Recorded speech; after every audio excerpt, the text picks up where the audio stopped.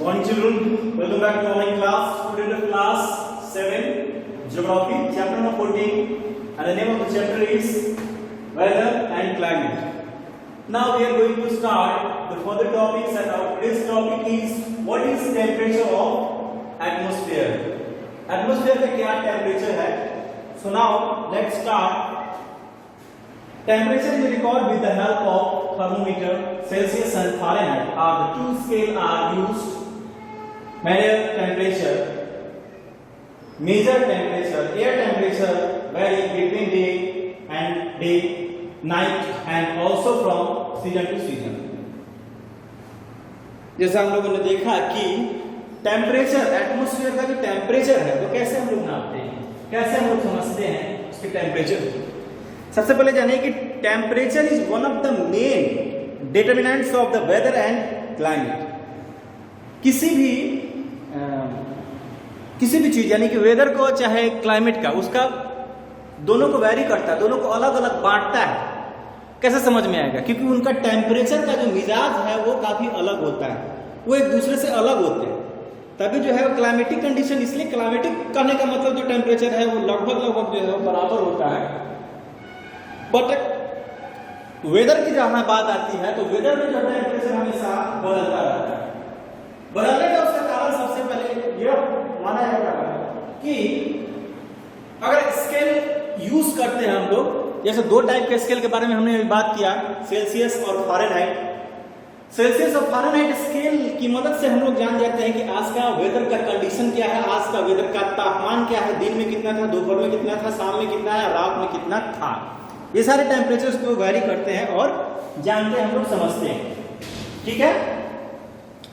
Now the Celsius scale is fixed at 0 degree Celsius as the freezing point of water. जैसे कि हम सभी लोग जानते हैं कि सेल्सियस जो है 0 डिग्री सेल्सियस पर जो है वह पानी जो है वह बर्फ बन जाता है। ठीक है। And 100 degree centigrade Celsius is boiling point. अगर किसी भी सॉलिड को, यानी कि वाटर का तीन फॉर्म जो है हमारा होता है, सॉलिड, लिक्विड, गैस, ये होता है ना। तो सॉलिड यानी कि बर्फ स्टेज में होता है, तो उसको पिघलाने के लिए 100 डिग्री सेंटीग्रेड पर अगर करते हैं तो पिघल जाता है, फिर वो वाटर बन जाता है। 0 डिग्री सेल्सियस पर करते हैं तो वो हमारा क्या बन जाता है, सॉलिड बन जाता है, यानी कि बर्फ बन जाता है।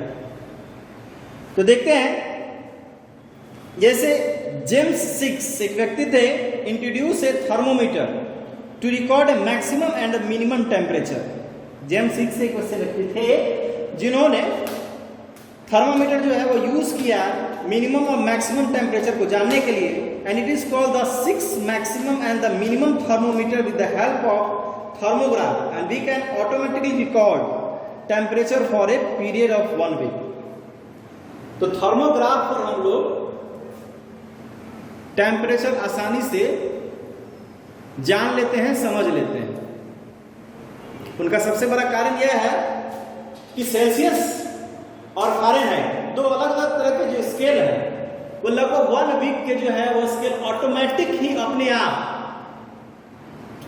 हम समझ जाते हैं कि क्या क्या उनमें अंतर था है और कैसे था। तो ये टेम्परेचर आखिरकार कैसे वैरी करता है? तो ये टेम्परेचर जो है वह दिन का और रात का है, क्योंकि दिन का टेम्परेचर हमेशा आप देखते हैं मॉर्निंग के टाइम में सनरेज ऑन स्लैंटिंग फैशन वो टेढ़ा रहता है। It's evening time sun rays is also on slanting fashion, क्योंकि पृथ्वी का जो घूर्णन है, पृथ्वी का जो रोटेशन है, रोटेशन और रिवोल्यूशन दो अलग अलग चीजें होती हैं। तो रोटेशन जो है may cause day and night.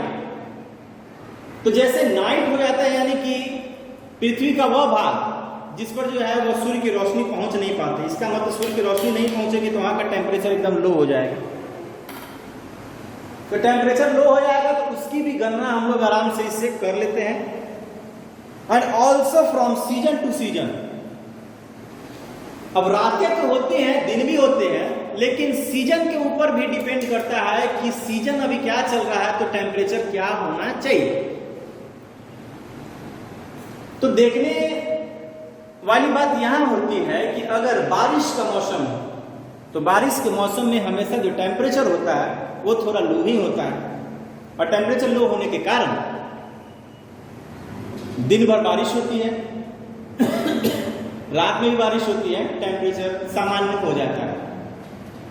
यही गर्मी के मौसम में इवेपोरेशन ज्यादा होता है, आर्द्रता जो है ज्यादा पाई जाती है, हवाएं थोड़ी सी कम चलती हैं, तो टेम्परेचर काफी जो है वो गर्म रहता है और हमें गर्म फील होती है, जिसके कारण पंखा, एसी, कूलर, फ्रिज हमेशा चलाना पड़ता है। तो चलिए देखते हैं नेक्स्ट टॉपिक,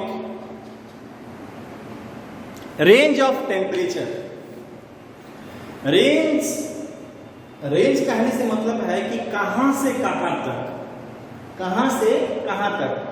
जैसे हम कोई सामान खरीदने जाते हैं, जैसे कपड़ा ही खरीदने के लिए हम जाते हैं दुकान में, तो दुकान का जो ऑनर है या दुकान में जो दिखाने वाला व्यक्ति है वो हमसे पूछता है कि हाँ कितना से कितना तक के रेंज में दिखा दे।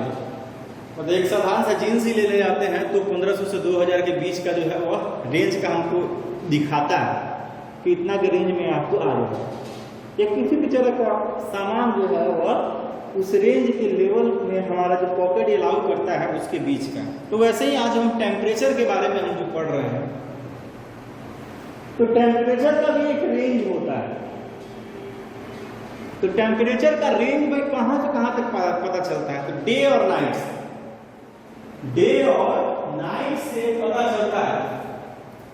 जो सुबह का जो समय है, सुबह का समय जो है वह स्लैंटिंग फैशन में जो है वह पड़ता है हमारा सूरज का रोशनी। आप थोड़ा इससे आप समझ पाए, जैसे ये सन हो गया और एक ये हमारा अर्थ हो गया,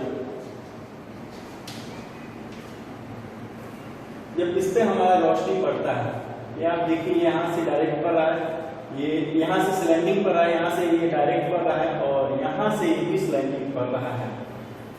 तो ये जो रोशनी पड़ती है वो टेम्परेचर को इंडिकेट करता है, वो टेम्परेचर को हमेशा ये इंडिकेट करता है।